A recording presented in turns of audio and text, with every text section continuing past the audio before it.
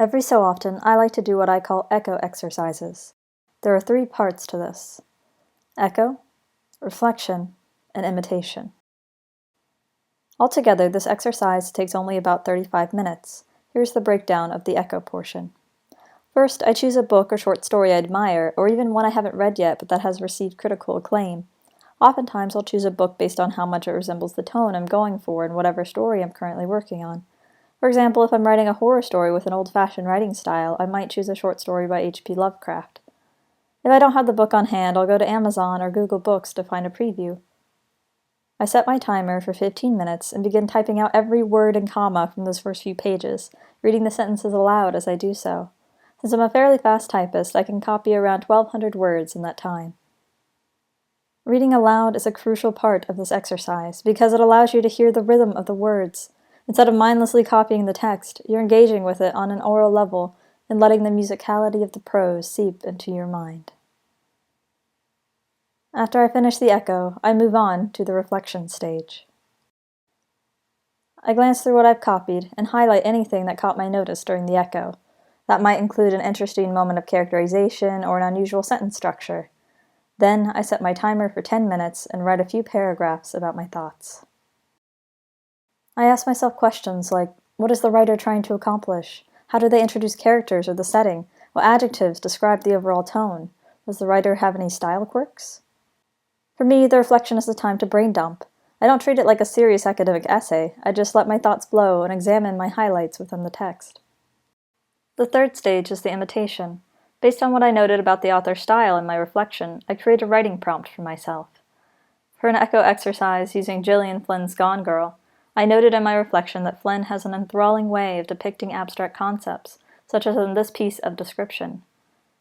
Her brain, all those coils, and her thoughts shuttling through those coils like fast, frantic centipedes. Coils, shuttling, frantic centipedes. You can picture and feel what Flynn is trying to convey, and the word choice creates a sinister mood. With this aspect of Flynn's writing style in mind, I wrote the following prompt. Employ figurative language or imagery to convey abstract ideas. Create a subtle horror atmosphere based on the images you choose. With the imitation, I might write with a work in progress in mind, describing a character or scene that I've been struggling to convey, or I might just go with whatever pops into my head as a way to practice improvising. Either way, I try to write for a full 10 minutes without stopping or revising as I go. Let me provide a more detailed example of a reflection and self-made writing prompt to give you a better idea of what I tried to accomplish with this exercise. I've never read Stephen King's It, but since I was working on a horror story at the time, I wanted to get a feel for how the master of horror generates atmosphere. Here's part of my reflection on the first few pages of It. I don't mind lengthy paragraphs, but King does insert a lot of unnecessary detail. At the same time, these mundane details create a powerful sense of reality. This feels so much like nonfiction. It tricks you into believing that someone has experienced this life. The writing establishes the ordinary while also providing ominous foreshadowing, particularly in the last sentence, which describes the trees. Over his head, a grim gust of October wind rattled the trees, now almost completely unburdened of their fright of colored leaves by the storm, which had been this year a reaper of the most ruthless sort. In addition, the details about the man dying in the flood is a jarring, violent image amongst the banal descriptions of the flood itself, and I think that's an effective technique, hiding the frightening amongst the ordinary. Beyond the dense paragraphs, King also seems fond of ellipses and dashes.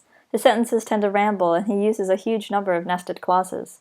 Here's an example of a nested sentence that also contains dashes. He laughed aloud, the sound of solitary, childish glee, a bright runner in that gray afternoon, as a vagary of the flowing water took his paper boat into a scale model rapids which had been formed by the break in the tar. I tried to analyze the sentences that stood out to me and figure out how the writer's choices, as far as both content and style, affected my experience as the reader. Here's the writing prompt I came up with based on my reflection. Write a dense paragraph filled with mundane details that make the description sound like a non-fiction retelling. Try to use run-on sentences, dashes, and ellipses. Include a vague omen about the future to make the reader curious. For my imitation, I picked a random setting and let the story roam freely. This is my attempt to imitate Stephen King. Rust climbed up the side of the old lighthouse, orange fingers spreading along the scarred white brick. 50 years abandoned, this place had morphed from a symbol of Whitehall pride to a private home of an eccentric painter, then to a failed tourist attraction.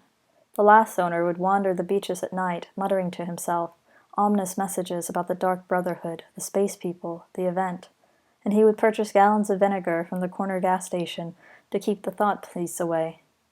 2 weeks later, they found the man's body splintered at the base of the lighthouse, his bones jutting out in compound fractures that suggested a fall from a great height. The lighthouse was 52 feet tall. Even after all this time, the lighthouse's great bulb, bigger than 2 grown men, had not broken, and some poor soul climbed to the top of the sagging stairs every so often and flicked the switch to light the beacon. But that light would soon invite an unwelcome presence into the city of Whitehall. Creating a space for myself to consciously imitate other writers has freed me to experiment with my style, without the pressure of trying to complete an entire story. I have a document where I keep track of all of my echo exercises, with the book title, author, and publication year at the top of each entry, as well as the date. Typing and reading aloud the words of published authors is incredibly inspiring. It immediately puts me in the mood to write. I hope it does the same for you. What book would you like to echo? If you try your own echo exercise, tell me about your experience in the comments. Whatever you do, keep writing.